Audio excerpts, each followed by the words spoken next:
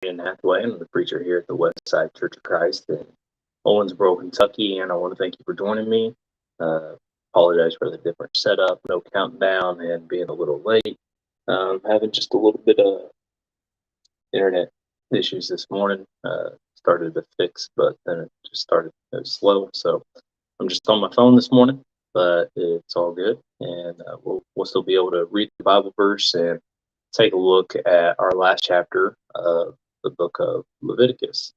And so we are here in Leviticus chapter 27, and we're going to look at verse 34. Leviticus 27, verse 34 says, "These are the commandments that the Lord commanded Moses for the people of Israel on Mount Sinai." I just went ahead and chose this last verse because as we went through this whole book of Leviticus, it's going forth different commandments, different things in which they had done under the old law, the law of Moses. And again, I know that question can come up in our minds time and again of, well, why do we study this? Why take a look at it? I mean, these were commandments of God. These are the commandments of the Lord. And so therefore, I think they're worthy of taking a look at, because there's something in there that we can learn from. We sit there and ask those questions. Why did God give these commandments then? Why do we still use them today? And some of them are, why don't we use these commandments today? Why is it that these have changed? Or sometimes it's things that were not necessarily re-implied into the new law, the new commandment, but they still have good morals in which we can be following. And so it's there for our learning. Romans, if you turn there, 14. You write in the comments and want to know what I'm talking about, I'll find it and reply to you. But there it says that all things that were written for our learning, written for our edification.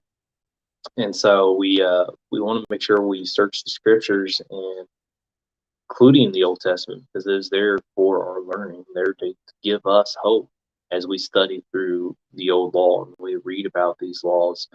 And again, to me, as I read through it, the appreciation I have for this new covenant that God has made, for the sacrifice that Christ has made, allowing us not to have to go forth through the sacrifice of these animals, and knowing who offers what for what, how often we do it, when we do it, have to travel to a certain place. It's just a lot of things that went into those sacrifices. And so it is important to study. I know I've enjoyed the study, and I wanted, before the internet messed up to me, and I didn't want to confirm where we was going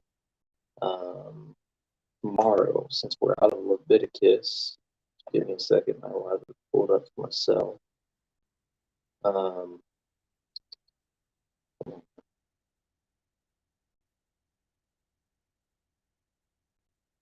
There we are. So Saturday, we are going into Hebrews chapter 1 tomorrow. And so let's read that chapter and look through the book of Hebrews. Again, it's a good study, and it is proof of why we have to study the Old Testament, because there's so much in Hebrews, and especially as you go through that chapter 11, where it's just, one person after another of people in the Old Testament and what they had done in their faith in serving God. So I look forward to that as we start to head that way. And I thank you for joining me. I hope you have a blessed day, and if the Lord is willing, I will talk to you later.